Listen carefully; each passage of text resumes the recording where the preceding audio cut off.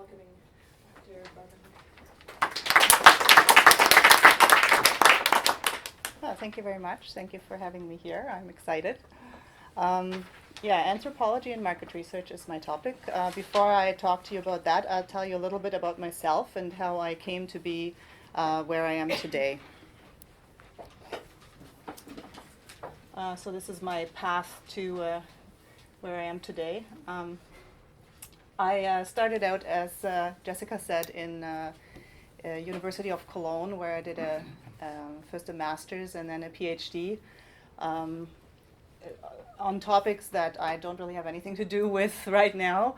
My master's was on Germans who converted to fundamentalist Islam, which used to be a thing at the time, which is totally different from the situation now, but it was a topic of interest at the time, and I did some ethnographic interviews in Germany.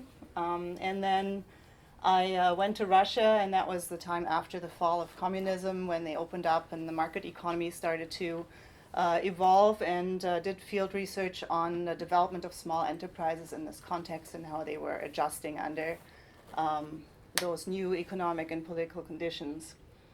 And after my PhD, I kind of got tired of being in academia, because I felt at the time that it's a very lonely pursuit, the academic pursuit. You work for years and years on a topic, and nobody's really interested in it other than maybe 5, 6 other people in the world who have a similar topic that they're working on, and you don't get any feedback on if you're doing well, or usually if you go to conferences, people just try to rip your paper to shreds and stuff like that. So I didn't really like that. I wanted to get into something with more immediate feedback, where people would tell me that my work was valued or that it was good or something like that. So I decided to go into business.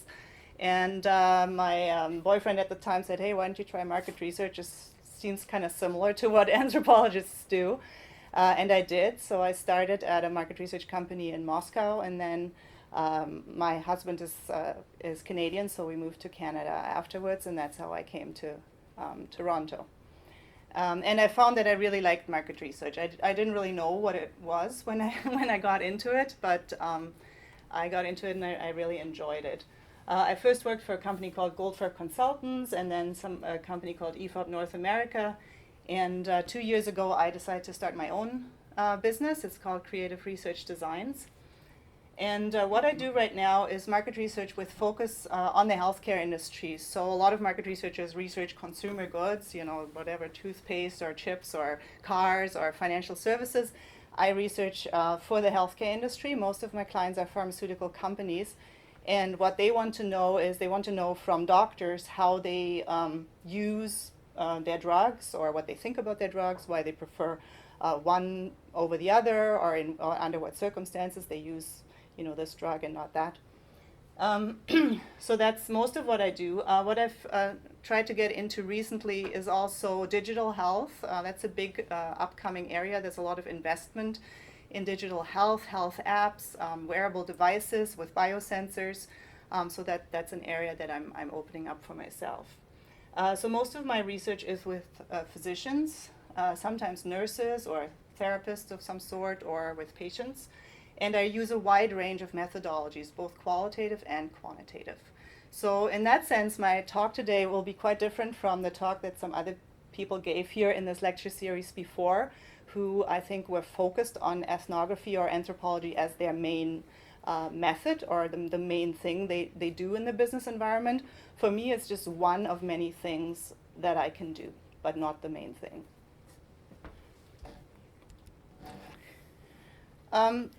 So what is market research? Not everybody knows what that is, and as I said, I didn't know what it is when I got into it.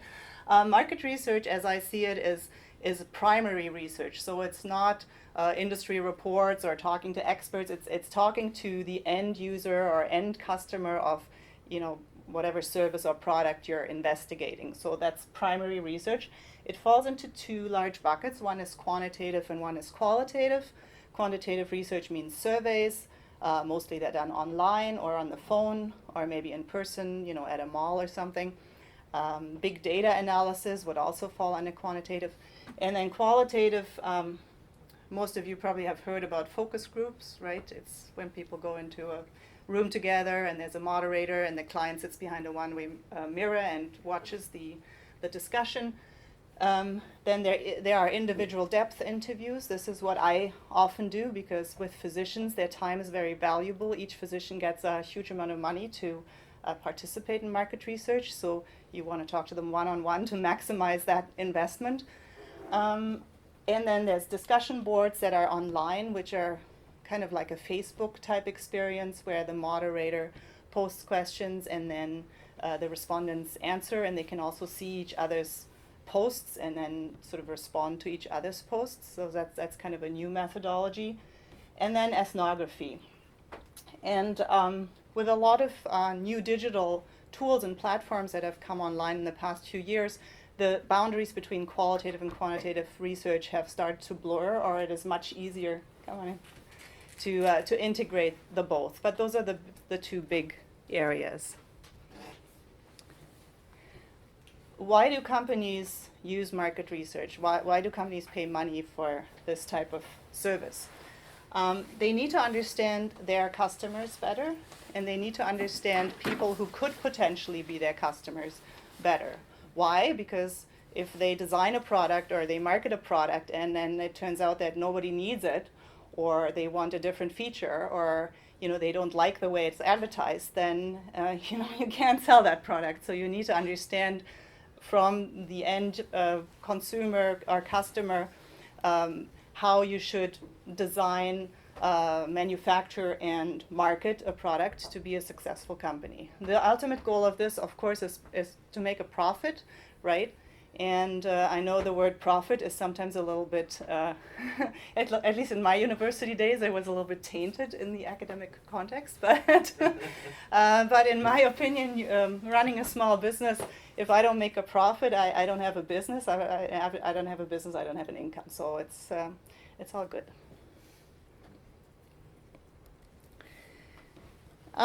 These are a few types of market research that are very, very common. Advertising testing. For example, if a company wants to advertise their product, they usually hire an ad agency to develop a number of creative executions, and then they need to determine, which one should they go with which of the options resonates most with the target group, and that's what they test.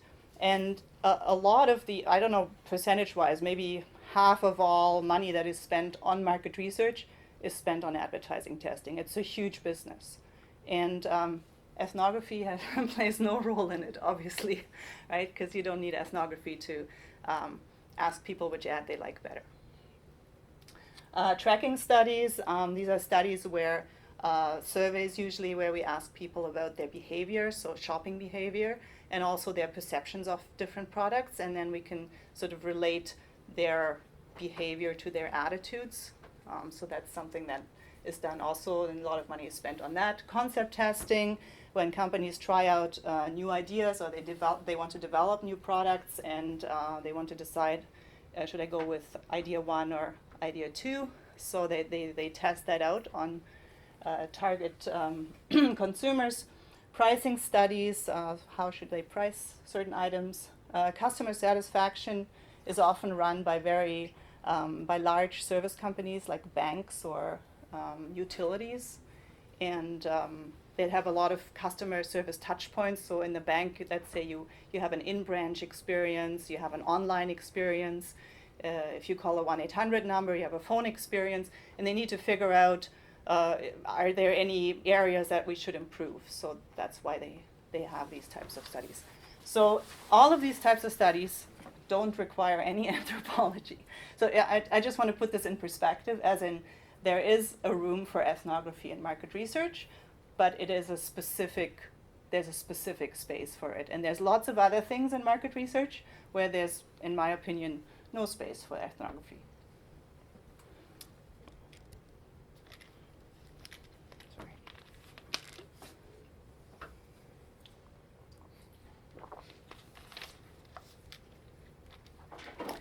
So what is the appeal, or where does it fit in? Right now, ethnography or anthropology are really cool in market research. And in business in general. It's people are excited about it, and I think they think it's a little bit mysterious because they don't really understand what anthropology is. So that makes it appealing.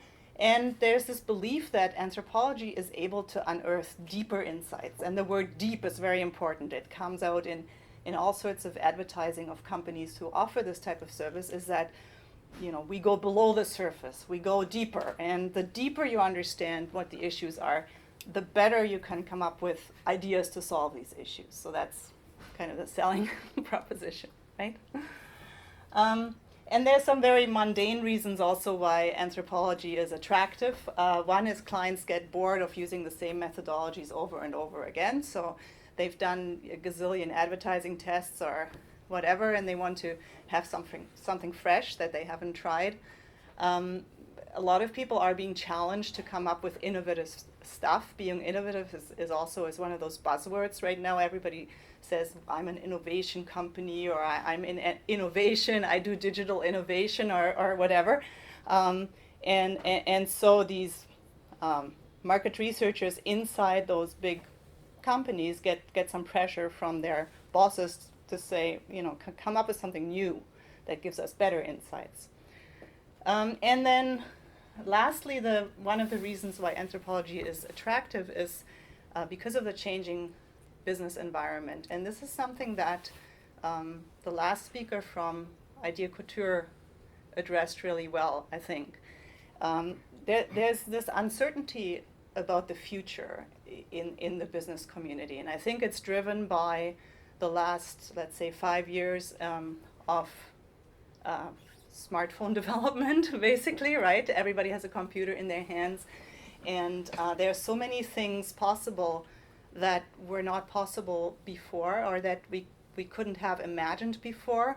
And so people are unsure, is this pace of new development going to continue? What is coming in the future? It's no longer if you have a good understanding of your business that you developed 10 years ago, it doesn't mean that your business will be the same in the next 10 years. So there's a big uncertainty there. And I think anthropology has a lot to offer, because anthropology, to me, is a discipline that deals with uncertainty. That is, we're going out, if you're doing field research, you're going out into the field that is unknown. You don't know what to expect. I mean, you prepare as best as you can, but there are always unexpected things, and you figure them out. So in that sense, anthropology, also from a theoretical perspective, can bring stuff to the table.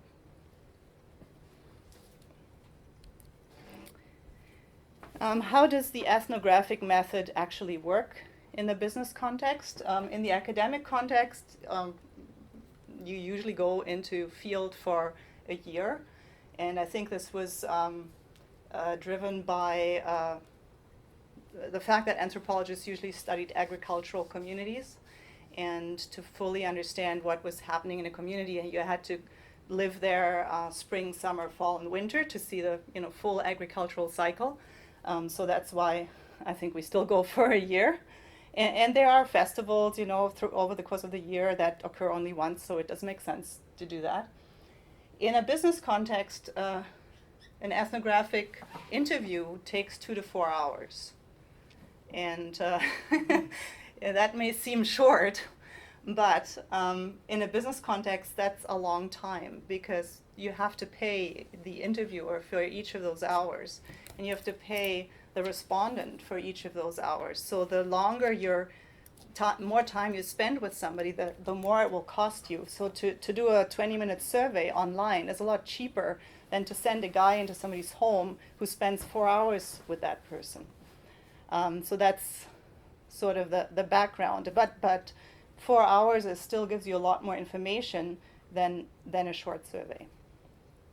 And when we do in-home ethnography, the way it usually works is you start with a very broad approach. So here in this example, I thought, how about we want to research fridges. So what fridges do people prefer, or what functions do they want with their fridges? So you go to somebody's home, and you don't just right away start about talking about fridges, but you talk about their life as a whole, like what is their work, what their family, how do they live, how do they like to spend their free time. And then maybe you would get narrowed down to meals and food consumption and talk about that for a while. And then you'd go to the kitchen and say, okay, now you show me how you, where you prepare your foods, where you consume your foods. And then you narrow it down to the fridge, and then you get to, the things that are actually relevant for your client as to whether they want an ice maker or they want the freezer at the bottom or at the top. And but understanding all this other stuff about their lives gives you a lot of context that you can learn from and get insights from that maybe wouldn't have occurred to you if you had talked only about the fridge. So that's how the ethnographic method works. Do you have any questions on that? Yeah? So what's the advantage of being in the home rather than in an office with a focus group asking the same questions? Because, the observational aspect, you get a much better sense of a person, of who that person is and what motivates them, and but by observing how they live and their environment. Right. Yeah. Mm-hmm. I was wondering how the people that get these kind of interviews are informed about the contents of the question before or not. No, they're not informed about the details. So they would be informed about the general topic. In that case, they might be told that it's about your fridge or about food-related items or something like that. But and we want to learn about your life in general. But they wouldn't be given detailed information about the types of questions. Is the pool being selected by that ethnographer in the first place or by a different office?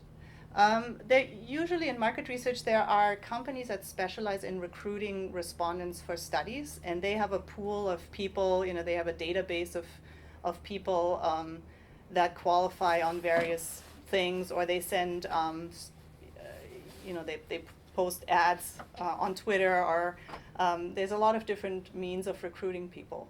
So there's no...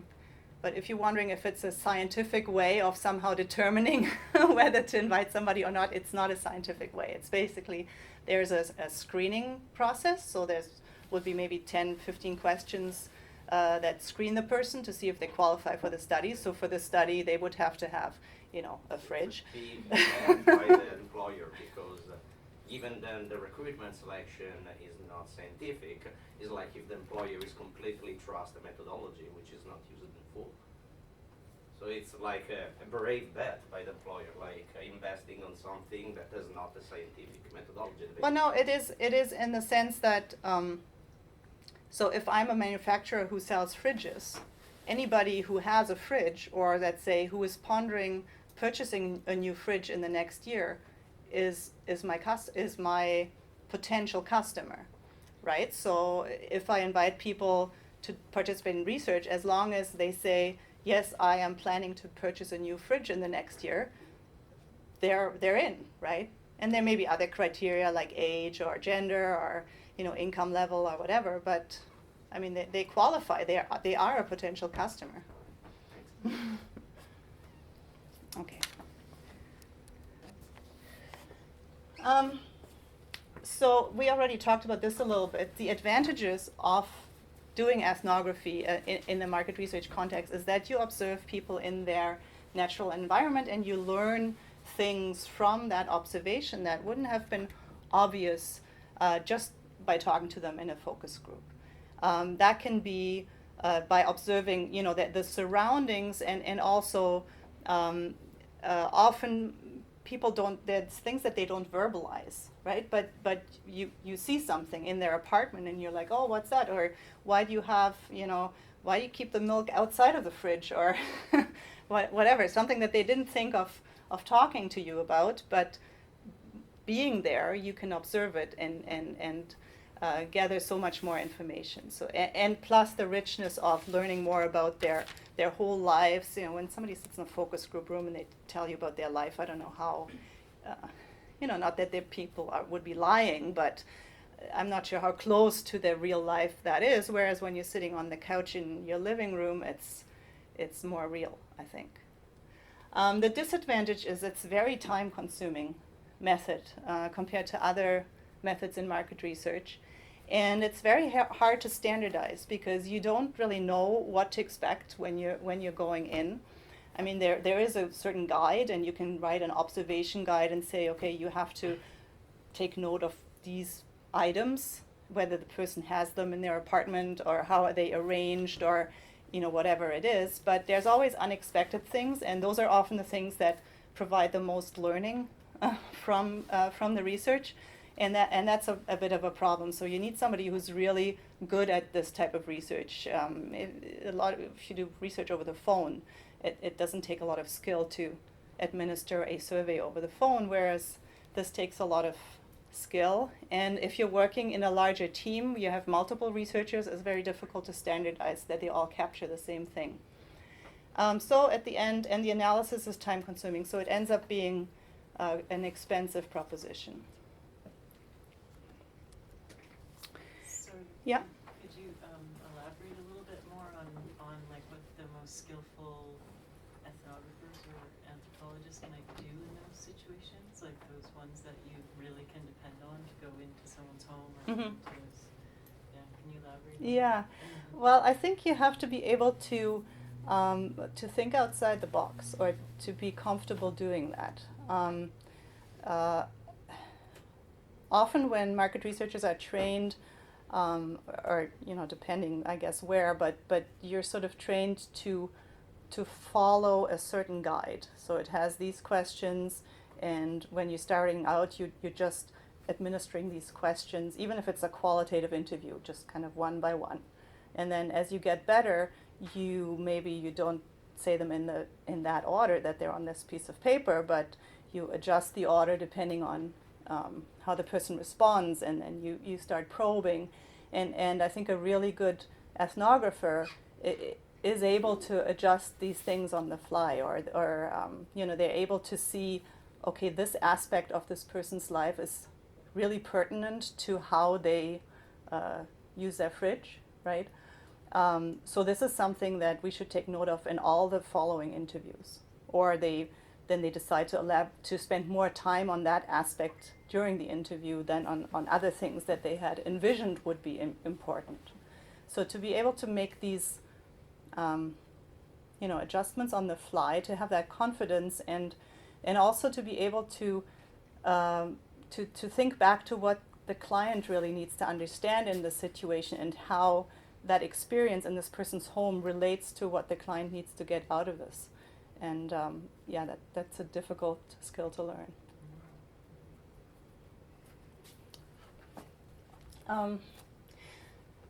Here I wanted to just quickly touch on so-called self-ethnography. This was developed, I think, to address the cost factor of ethnography, and also because just with everything being digital is something that's possible right now.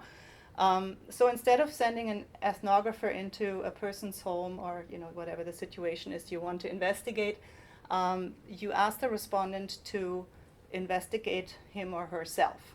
So they get a certain task, which is usually very, very open, not too detailed. So let's say coffee consumption. So every time you have coffee, or you think of making coffee, take a picture of, or take a little video of how you do that, and write a little note about what type of coffee you made and why, and then these things are posted to a platform. There's an app that's called Ethos that's specifically made for ethnographic research in the market research context, but there are many other apps that can be used for this sort of thing. Evernote, for example, you can use for free. It's not custom built, but it's possible. This custom built app that has a nice platform at the back end where you can then see all the responses from different people coming in, and it makes it easier to analyze the feedback. But so basically, it's the person is taking an ethnography of themselves and posting it to you, and then you can review it. So it costs less because there's no ethnographer going into the home, but you're losing out on that component of observing something unexpected. If a person isn't conscious of things that drive their behavior, then they're not going to, write notes about them or necessarily post pictures about them.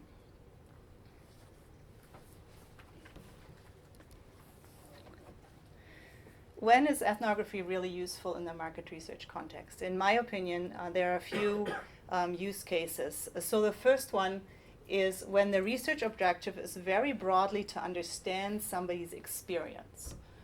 So not specific, but very broadly of what is the life of this person about. And in the healthcare field where I work, this is often done in patient experience studies where let's say a company goes into a new therapeutic area, so it's a company that has, has a bunch of products for kidney disease, and now the head office has acquired a new product for diabetes, but they have no experience in diabetes. So they need to understand what is it like to be a patient with diabetes. So they would maybe commission a study like that, where very broadly they're trying to understand what impact does having diabetes have on the way you organize your daily life, your relationships, your food, obviously, and different other things. So in that context, it's very insightful. And the other use case for ethnography and market research is where observation provides essential information. For example, in a social interaction, if a company wants to understand how their sales representatives interact with customers, you can interview the sales representative, you can interview the customer, but it will be much more insightful to actually observe them interact, right? Or do both, rather. You interview them and you observe them to fully understand, where does your customer service fall down, let's say. Or in cases where there's a physical interaction, so let's say in a hospital setting, how do patients navigate the space in a hospital? Can they find easily where they need to go to? Do they get confused? Things like that. Or the use of a physical object. I have this can opener here. So if you're in the business of selling can openers, you probably want to observe how people use them rather than talking to them much about how they use can openers, right? Not that I've ever done research on can openers, but just an example. So lastly, job opportunities. I think there are, now is as good a time as ever to be an anthropologist and wanting to go into business. How many job opportunities there are, I am not sure. There are a number of market research companies that specialize in ethnography or anthropology as their thing. And larger companies may have a couple of people on board who do ethnography, but it's not, as I said, there are many other methods in market research and many topics where ethnography is not the best approach to figure out the answer to your question. Then a big employment opportunity is design firms like Idea Couture that presented here, or IDEO. They're not in Toronto, but they're one of the largest design firms in the world, and they employ loads of ethnographers, because when you're in physical design and you need to understand how to make a product that people can deal with physically, it makes a lot of sense to go and observe how they do that currently and then come up with a better solution. So design firms are a good opportunity for anthropologists. And then just large companies who are very innovative, like Google or Microsoft probably. They employ a bunch of anthropologists. I think more for those sort of future understanding reasons, to get a handle on what are going to be the trends in 10 years from now, and how can we think of products that anticipate what consumers potentially want in 10 years from now. But they have to be really large companies, because otherwise the smaller companies can't afford to hire a person just to think about future trends. The things that make anthropologists attractive for business, I think one is if you have experience in the field. So if you actually got your feet wet and have done some ethnographic field research, whether that is here in Canada or abroad, even better. But if you can show people that you went into a situation where you didn't know what expected you, and you figured it out on your own, and you navigated through, and those practical skills are very valuable. Then the background in cultural theory, as I said, if you want to get into the sort of future-looking side, I think it makes you very attractive if you also have good speaking skills and you are able to articulate cultural theory very clearly and how it relates to potential business objectives. And then lastly, academic credentials. I can't say my PhD, I'm not sure if it was really an advantage to being a market researcher to have that PhD in anthropology, but it sure looks good on a business card, and yeah, so it's good to have these credentials, or even a master's is also very valuable in that regard. And then finally, a few things that maybe you will not be taught in the university environment, I don't know, but the understanding of business. So the way that research is conducted in an academic environment and the way that it's looked at in a business environment is very different.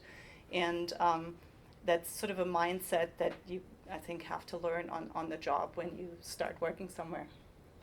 Then if you do go into market research, you'd have to learn about other methods, because even if your main focus is the ethnographic method, you want to have an understanding of what other methods are out there, because you'll eventually have to explain why you think for this project ethnography is the best approach and not, some other approach that some other company is going to propose for that project.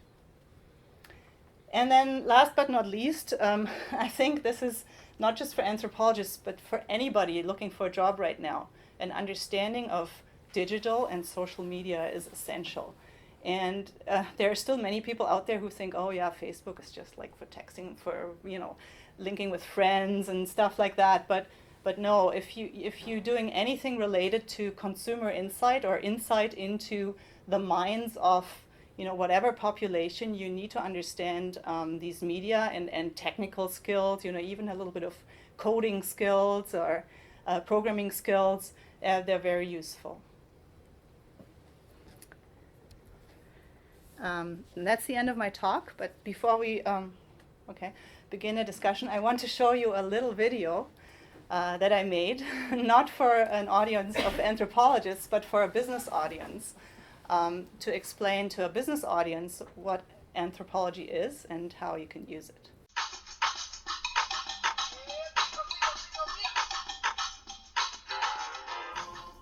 In recent years, more and more market research companies have started to offer anthropology or ethnographic interviews to their pharmaceutical clients. What is anthropology?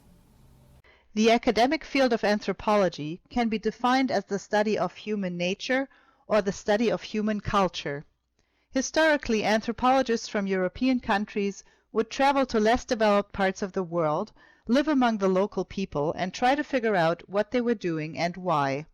This technique is called participant observation and continues to be the cornerstone of anthropological fieldwork. Traditionally, the anthropologist would spend at least a year living at a location, learn the local language, and participate in the local life as fully as possible. Why observe people when we can simply ask them what they do? Decades of experience have shown that people verbalize only certain aspects about their behavior and their attitudes. Many things remain unspoken, either because the respondent isn't conscious of them, or they seem too trivial to mention, or perhaps the respondent is embarrassed about something and doesn't want to talk about it. This is where observation and anthropology comes in and is really useful. When anthropology is used in the service of corporate clients, the researcher gets to spend much less time in the field. A typical ethnographic interview used for market research purposes is just a few hours long. The important part is that the researcher comes to the natural habitat of the respondents, which can be their home or a location where particular goods or services are purchased or consumed. The researcher talks to the respondent as well as observes. We note the details of the specific environment, how respondents behave, and how they interact with each other. To document the experience, photos are taken and everything is recorded on video. The problem with ethnographic observation is that at the outset you don't know what you're looking for. You need to take note of many different things. The environment, the different objects that are in this environment, the way that they're arranged, the different people that are present, their interaction, what they say, the emotion that they display, the sequence of events, the time that certain things take, all these things you need to take note of. How much more insight an anthropological approach brings to regular qualitative market research is subject to debate. I personally see two areas where it may be worth the investment. When you need to understand how a physical object is used or how a physical space is used, it is much more insightful to observe than to ask people about it.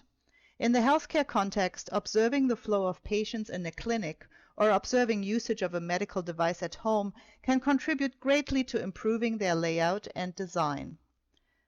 When you want to better understand the dynamics of social interaction, say of nursing staff and patients, or between sales reps and physicians, observing the interaction adds valuable insights that go beyond what the participants have to say. However, most frequently an ethnographic approach is used to explore how patients live with a certain medical condition. I would argue that by and large you get very similar insights through simple, thoughtful, qualitative interviews. The value that anthropology brings to the client here is not so much a superior insight, but a wealth of visual material that allows brand managers to see and hear what is going on in these patients' lives in a much more vivid way than through the glass of a one-way mirror. Finally, a minor grievance that I have with the way some folks use the word anthropology. Some people advertise anthropology and use it as a fancy word for in-depth qualitative research.